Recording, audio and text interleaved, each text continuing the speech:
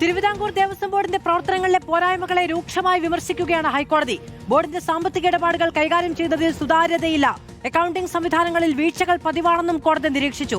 ഇത്തരം വീഴ്ചകൾ ഒറ്റപ്പെട്ടതല്ല എന്നും ഭരണ സംവിധാനത്തിന്റെ അടിത്തട്ടിൽ തന്നെ പ്രശ്നങ്ങളുണ്ടെന്നും കോടതി ചൂണ്ടിക്കാട്ടി. നിയമം കൃത്യമായി പാലിക്കാൻ ബോർഡിന് കഴിയുന്നില്ല എന്നും ഗുരുതരമായ അനാസ്ഥ ദേവസ്വം ബോർഡിന്റെ നിലനിൽപ്പിനെ തന്നെ ബാധിക്കുമെന്നും ഹൈക്കോടതി മുന്നറിയിപ്പ് നൽകി. രൂക്ഷമായ വിമർശനങ്ങളാണ് ഉന്നയിച്ചിരിക്കുന്നത്.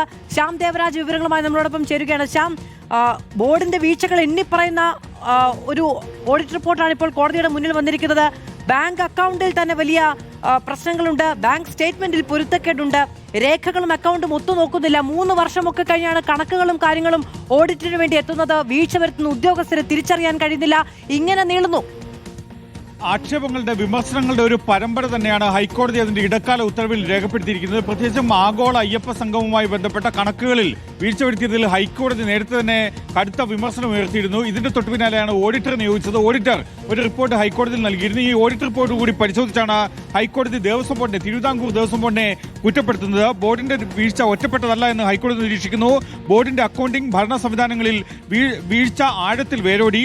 ബോർഡ് സാമ്പത്തിക ഇടപാടുകൾ കൈകാര്യം ചെയ്യുന്നതിൽ സുതാര്യതയില്ല. ഗുരുതര വീഴ്ചകൾ ദേവസ്വം ബോർഡിനെ ഗുരുതരമായി ബാധിക്കുന്നു.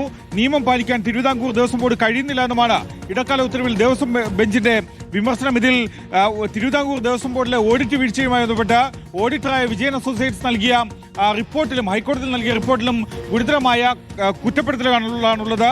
ബോർഡിന്റെ വീഴ്ചകൾ എണ്ണിപ്പറയുന്നതാണ് ഹൈക്കോടതിയിൽ ഓഡിറ്റർ നൽകിയ റിപ്പോർട്ട്.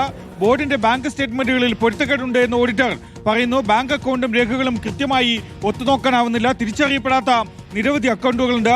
അക്കൗണ്ട് തയ്യാറാക്കുന്നതിൽ 3 വർഷത്തെ കാലതാമസമുണ്ട്. ഇടപാടുകളിൽ കൃത്യത പരിശോധിക്കുന്നതിന് തിരിച്ചറിയപ്പെടാത്ത നിരവധി അക്കൗണ്ടുകൾ ഉണ്ട് എന്നതടക്കമുള്ള കാര്യങ്ങളാണ്. ഈ അക്കൗണ്ടുകളിലെ തുകയും സ്റ്റേറ്റ്മെന്റും ഒന്നും തമ്മിൽ യാതൊരു ബന്ധവുമില്ല എന്ന തരത്തിലുള്ള വിമർശനങ്ങളൊക്കെയാണ് ഇപ്പോൾ ഓഡിറ്റ് റിപ്പോർട്ടിന്റെ അടിസ്ഥാനത്തിൽ കോടതി ഉന്നയിക്കുന്നത്. ഗുരുതരമായ ആരോപണമാണ് കോടതിയുടെ ഭാഗത്തുനിന്നുണ്ടാകുന്നത്.